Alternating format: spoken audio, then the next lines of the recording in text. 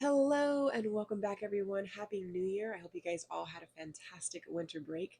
We definitely got lots of snow this year here on the homestead, and so that was fun for sledding and then also keeping us in for lots of inside projects. So it was a fun winter break. But here we are back for week 13, and this is going to be memory work ideas for cycle 2 and week 13 at home and in class ideas. So jumping right in, this week we are going to be learning some liquid equivalents. At home, it's a great idea if you can to show some of these visuals, just so that it really sinks into what we're actually talking about when we're using these terms.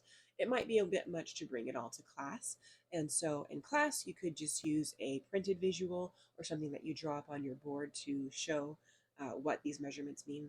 I will link a really good visual that I found on CC Connected to the description of this video. But for at home, if you can, we'll be doing something like this. So 8 fluid ounces equals 1 cup, 2 cups equals 1 pint, and 2 pints equals 1 quart, and 4 quarts equals a gallon. And so if you have these, those are great visuals to be able to show.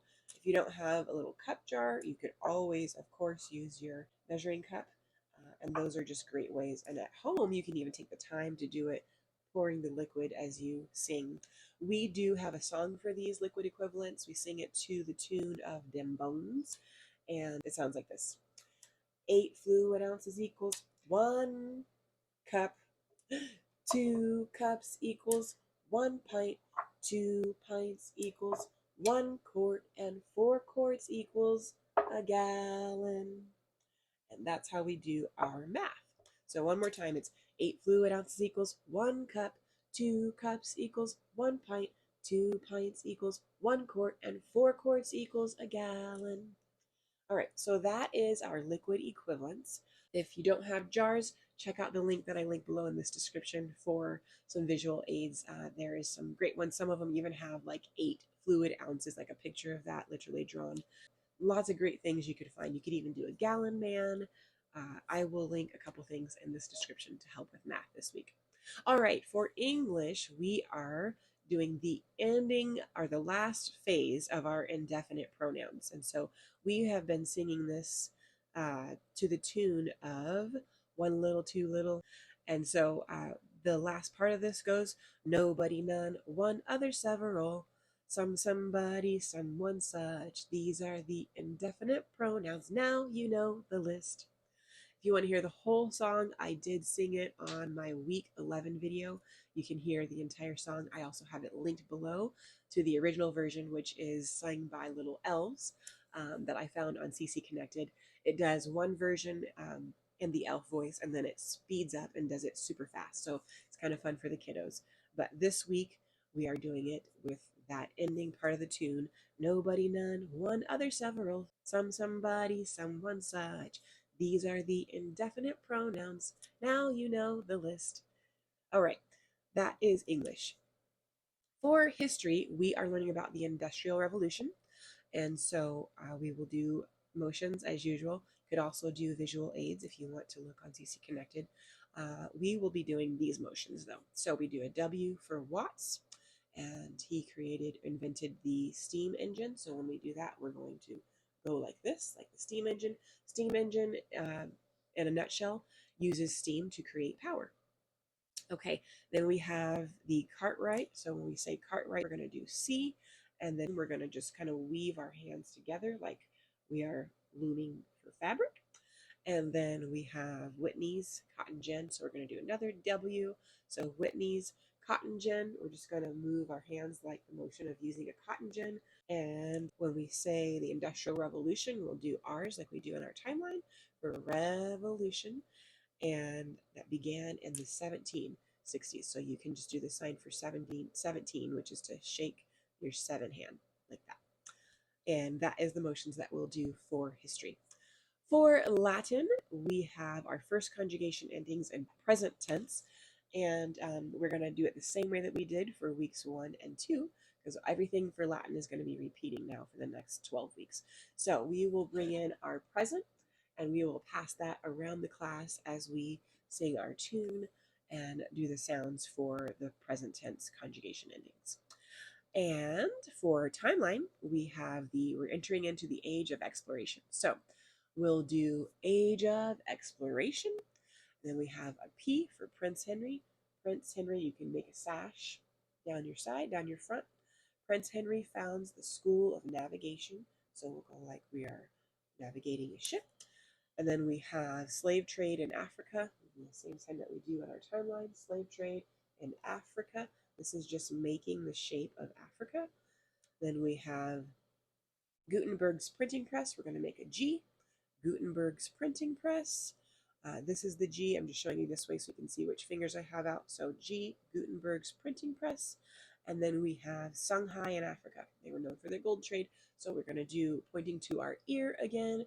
And then you make a Y coming down like yellow in your ear. For the next one, we have Tsar Ivan the Great of Russia. So we're going to do an I for Tsar Ivan. And then when we do Russia, you just about put your hands on your hips and go like this. And then for the Spanish Inquisition, we're going to do this, and then we put on, like we're putting on a cape like they did in bullfighting. That is how we will do the Spanish Inquisition. And that is all of our timeline for this week. For geography, we are moving on to the Northern European countries, and we sing this to the tune of a baby shark. So it sounds like this. Northern European countries, Norway, Sweden, Finland, Denmark, Norway, Sweden, Finland, Denmark, Northern Europe. And then you can just repeat that a few times, just like baby shark. And that is how we will cover geography. For science, we are learning what are some names of U.S. space missions. We're going to sing this to the tune of Mission Impossible. Found this on CC Connected. I will link it below. I will put the name of it right across here of who shared it on CC Connected, but it sounds like this. What are some names of U.S. space missions? Mercury, Gemini, Apollo, Shuttle, and those are the names of the U.S. space missions. For review this week, since we only have this week that we're covering, I will probably go ahead and use our little Norwal shooter. You could use a Nerf shooter or whatever you have that sprays out something to the board where the kids can pick their subjects for which one they'd like to review, and they take turns using the shooter, and it's fun and simple. And so we'll do that for review. And for at-home ideas this week, you can do our Indescribable devotion by Leo Giglio, and I will share the numbers out of there. I'll post them right on here. And then for some videos at home, this week, the Magic School Bus rides again. They have 2 different episodes that would apply to this week. One is Space Missions, and then the other one is Ready, Set, Fail. So one for inventing and one about space for science. The one for space is season 1, episode 9, and then season 2, episode 5. And those are 2 Magic School Buses that would apply to this week. You could also get a couple books from the library, or if you have some Who Was series, Henry Ford, Who Was Henry Ford, and then also Cat in the Hat. You may be able to find this online too if you don't get it from the library, but they have a book called Oh, the Things They Invented. So that might be a fun one this week. And for ideas for eating our geography this week, you definitely could look up some Northern European foods. Danish pancakes, Swedish meatballs, maybe some waffles would be some fun ideas for breakfast this week. Lots of different ideas. All right, well, that's pretty much a wrap for week 13. I hope that this has been helpful. If you have any questions, do let me know. Otherwise, I will see you next week for week 14.